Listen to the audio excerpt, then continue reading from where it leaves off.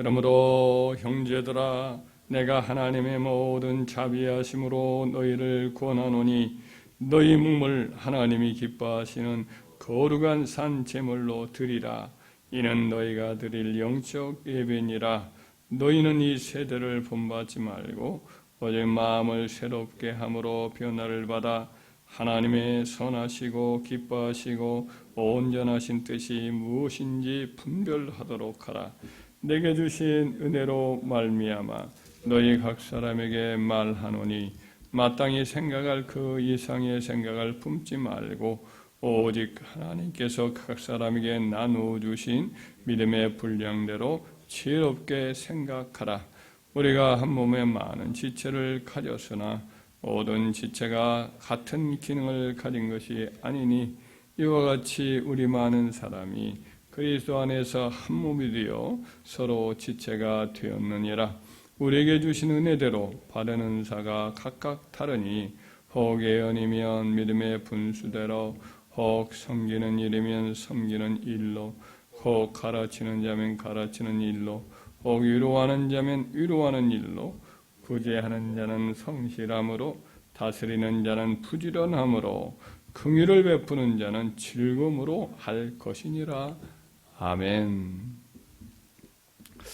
사도는 이제 로마서 12장에 이제 구원받은 자의 삶의 자세가 어떠해야 되는가 여기에 대해서 이제 가르치기 시작을 합니다.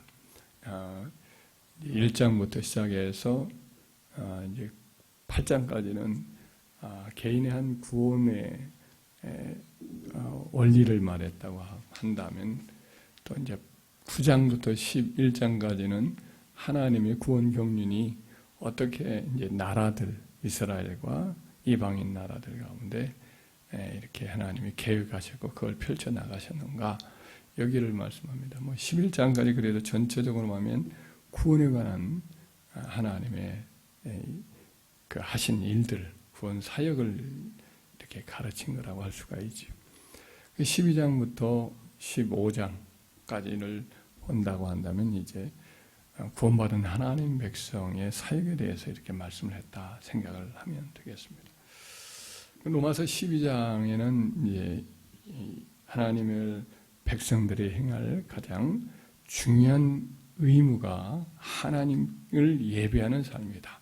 1절에 그렇게 되어 있지요.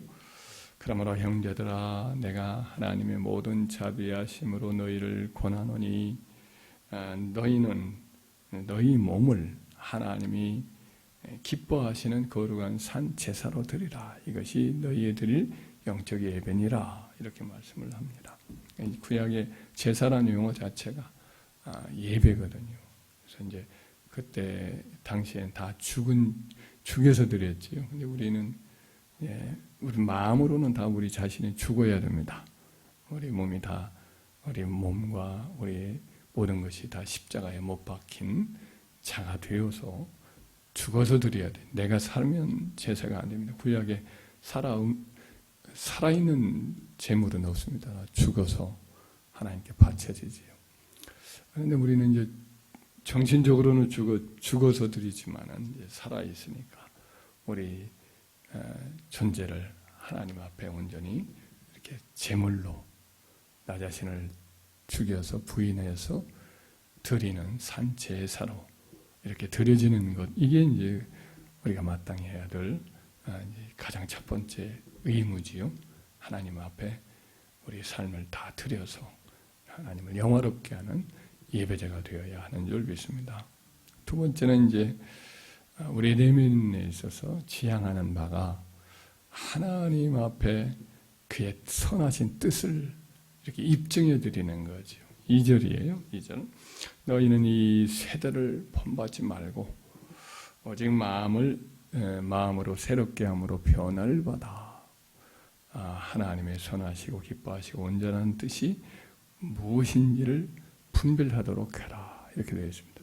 분별이란 지적인 활동으로 이렇게 우리가 이해할 수가 있잖아요.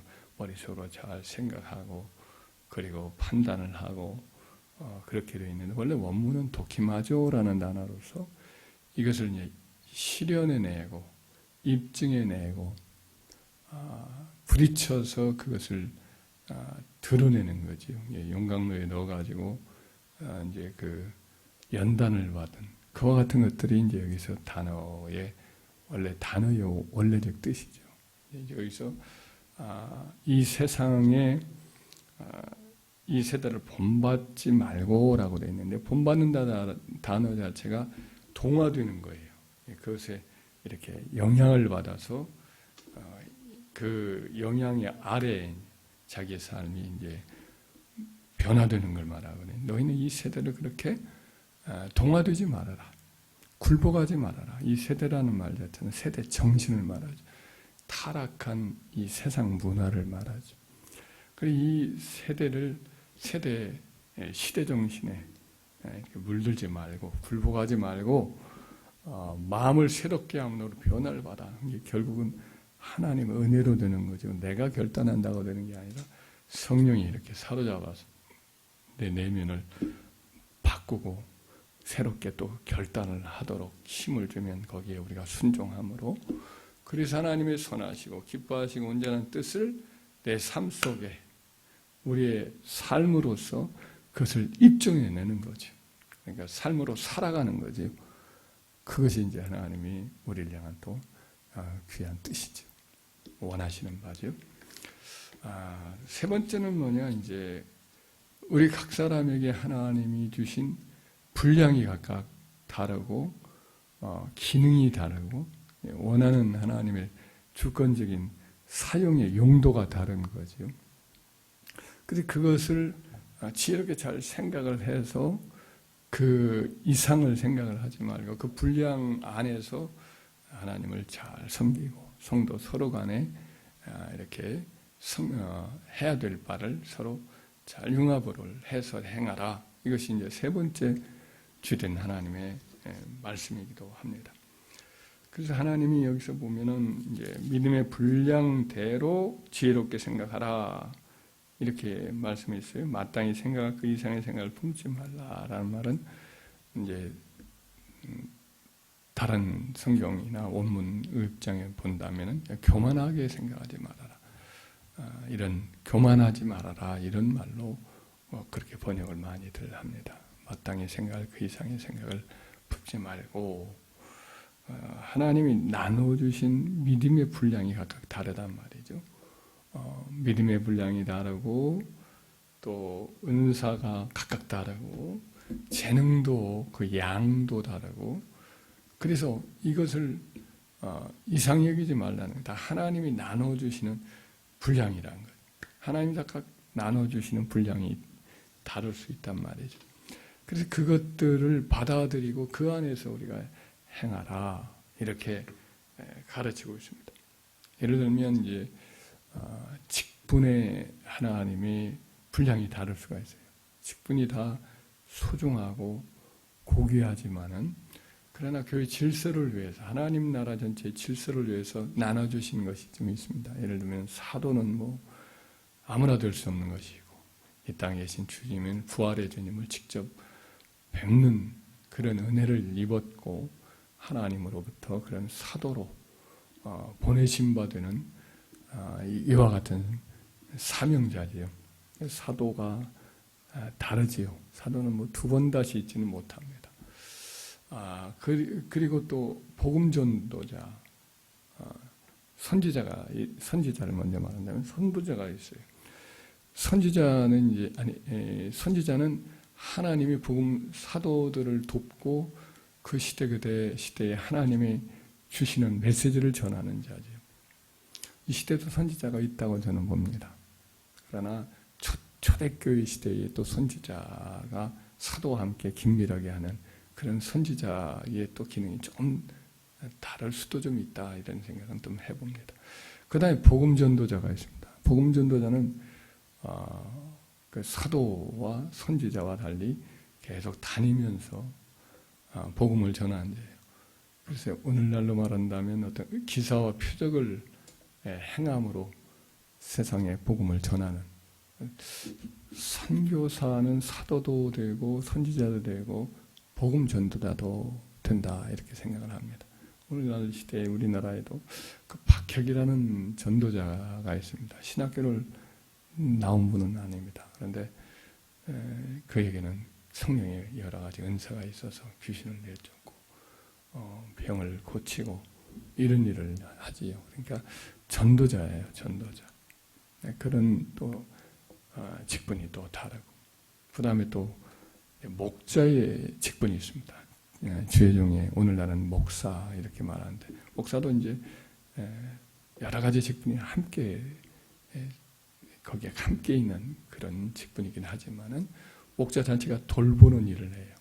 양을 돌보는 목양이지요. 그러니까 지역 교회에서 이렇게 하나님이 세우신 기업 교회를 성도를 섬기는, 말씀과 기도로 섬기는 이제 목사의 직분이 있고, 교사의 직분이 있습니다. 가르치는 일로 행하는 직분이 있습니다. 또 주의 종을 도와서 함께 교회를 세워가는, 오늘날로 말하면 장로의 직분이 있고, 또 성도들을 돕고 가르치고 또 본을 보이는 권사의 직분이 있고, 교회를 섬기기 위해서 여러 가지 수고의 손길을 하는 집사의 직분이 있습니다.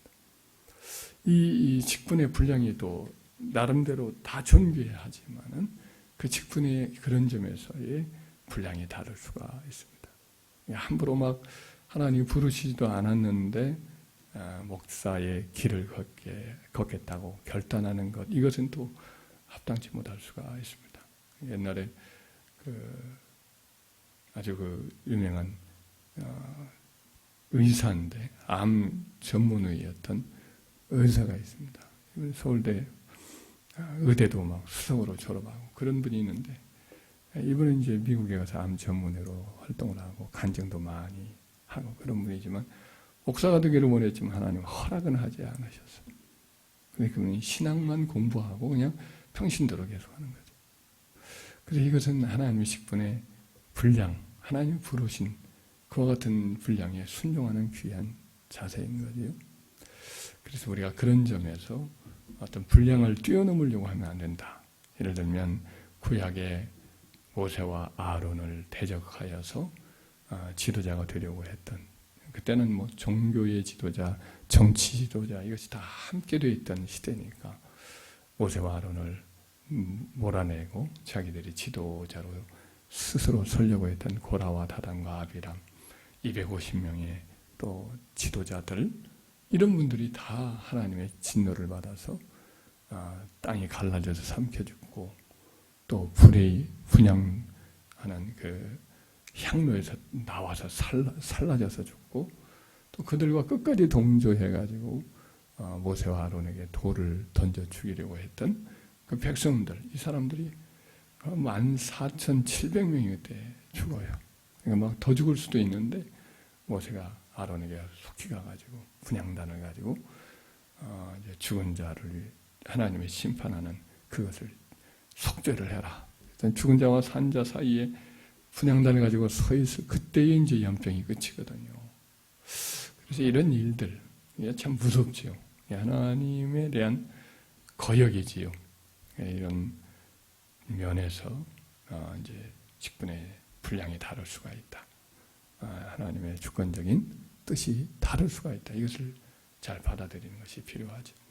또 기능의 분량도 있습니다. 기능의 차이가 있습니다.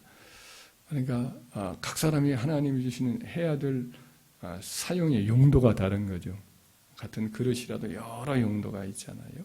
그런 용도에 따라 우리가 서로 섬기는 거기 때문에 그 다음에 사도가 진행했던 말대로 눈은 보는 것이고 귀는 듣는 것이고 이제 입은 말하는 것이고 코는 이제 냄새 맡는 것이고 손은 어떤 일들을 다 하는 것이고 발은 또 움직이는 것인데 손이 내가 보겠다 하면 뭐 되지 않잖아요.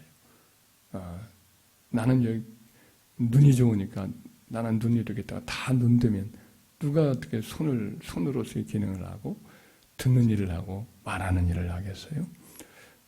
손과 발이 다 기능이 합쳐져야 온전한 몸을 이루듯이, 그래 교회를 섬길 때 각각 하나님이 한 사람 한 사람에게 하는 일들을 조금씩 다 달리 두어서 서로를 돕게 하시는 거거든요.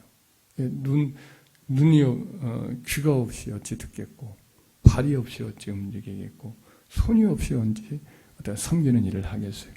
귀도 마찬가지로 다 눈을 통해서 보고, 입을 통해서 말하고, 손과 발을 통해서요, 어떤 일들을 하는 거 아니겠어요? 서로가 귀하고 서로 필요하단 말이죠. 그래서 서로를 다 존귀하게 여기고 귀히 여기고 서로를 돕는 것이 자기를 돕는 것이다. 이렇게 이제 사도는 이야기를 하고 있습니다.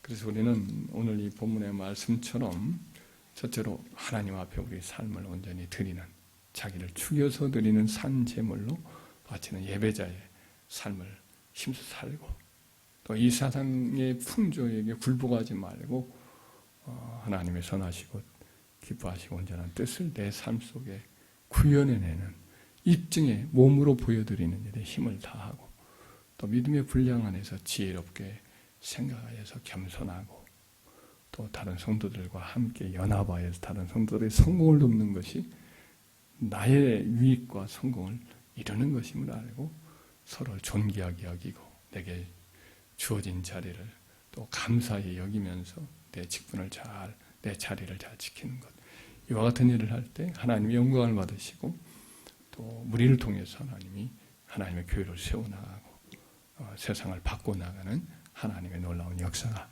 우리와 우리 함께 가는 교회를 통해서 이루어가는 역사가 있을 줄 믿습니다.